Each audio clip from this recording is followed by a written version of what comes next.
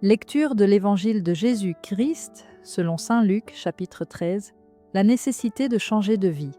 À ce moment-là, des gens viennent raconter ceci à Jésus. Pilate a fait tuer des Galiléens au moment où ils offraient des sacrifices à Dieu. Jésus leur répond, « Qu'est-ce que vous en pensez? Est-ce que ces Galiléens sont morts de cette façon parce qu'ils ont commis plus de péchés que tous les autres Galiléens? Non, mais je vous préviens, changez votre vie, sinon vous allez tous mourir comme eux. » Et ces personnes que la tour de Siloé a écrasées en tombant, qu'est-ce que vous en pensez? Est-ce qu'elles étaient plus coupables que tous les autres habitants de Jérusalem? Non, mais je vous préviens, changez votre vie, sinon vous allez tous mourir comme ces gens-là. L'arbre qui ne donne pas de fruits. Ensuite, Jésus leur dit cette histoire. Un homme a un figuier planté dans son champ. Il vient chercher des figues, mais il n'en trouve pas. Alors il dit à son ouvrier, « Regarde, depuis 3 ans je viens chercher des figues sur ce figuier et je n'en trouve pas.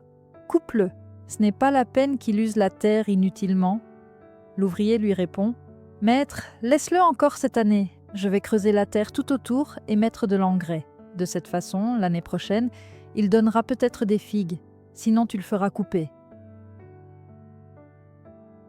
Le jour du sabbat, Jésus guérit une femme malade. Un jour de sabbat, Jésus est en train d'enseigner dans une maison de prière. Là, il y a une femme, malade depuis longtemps, à cause d'un esprit mauvais. Elle est toujours penchée en avant et ne peut vraiment pas se tenir droite. Quand Jésus la voit, il l'appelle et dit à la femme, « Ta maladie est finie. » Il pose les mains sur elle. Aussitôt, la femme se tient droite et elle dit « Gloire à Dieu ». Mais le chef de la maison de prière est très en colère, parce que Jésus a guéri quelqu'un le jour du sabbat. Alors il dit à la foule, « Il y a 6 jours où on doit travailler.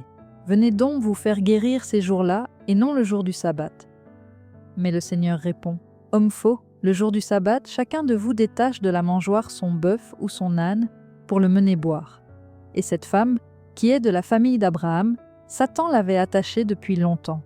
Est-ce qu'il ne fallait pas la délivrer de sa maladie le jour du sabbat? Pendant que Jésus dit cela, ses adversaires les sont pleins de honte.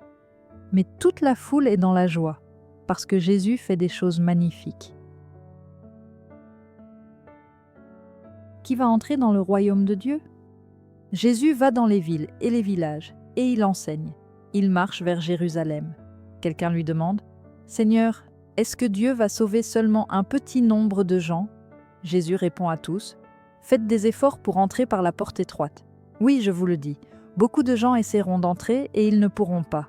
Le moment viendra où le maître de maison se lèvera et fermera la porte. Vous serez dehors. Vous vous mettrez à frapper à la porte en disant « Maître, ouvre-nous » mais il vous répondra « Je ne sais pas qui vous êtes. » Alors vous lui direz « Nous avons mangé et bu avec toi. » Tu as enseigné dans les rues de nos villes. Mais il vous dira encore « Je ne sais pas qui vous êtes. Allez-vous-en loin de moi, vous tous qui faites le mal. » Alors vous pleurerez et vous grincerez des dents. En effet, vous verrez Abraham, Isaac et Jacob et tous les prophètes dans le royaume de Dieu. Mais vous, on vous mettra dehors. Des gens viendront de l'Est, de l'Ouest, du Nord et du Sud. Ils prendront le grand repas dans le royaume de Dieu. Maintenant, il y a des gens qui sont les derniers, ils seront les premiers. Maintenant, il y a des gens qui sont les premiers, ils seront derniers. Jésus doit mourir à Jérusalem. À ce moment-là, quelques pharisiens s'approchent de Jésus et lui disent « Va-t'en par loin d'ici, Hérode Antipas veut te faire mourir. » Jésus leur répond « Allez dire de ma part à cet homme trompeur comme un renard. Aujourd'hui et demain, je chasse des esprits mauvais, je guéris des gens et le 3e jour, je finirai ce que je fais. Mais aujourd'hui, demain et le jour suivant, je dois continuer ma route. En effet, il est impossible pour un prophète de mourir en dehors de Jérusalem. Habitants de Jérusalem, vous faites mourir les prophètes et vous tuez ceux que Dieu vous envoie en leur jetant des pierres. Très souvent, j'ai voulu vous rassembler, comme une poule rassemble ses poussins sous ses ailes, mais vous n'avez pas voulu. Eh bien, Dieu va abandonner votre temple. Je vous le dis, vous ne me verrez plus, jusqu'au jour où vous direz « Que Dieu bénisse celui qui vient en son nom. »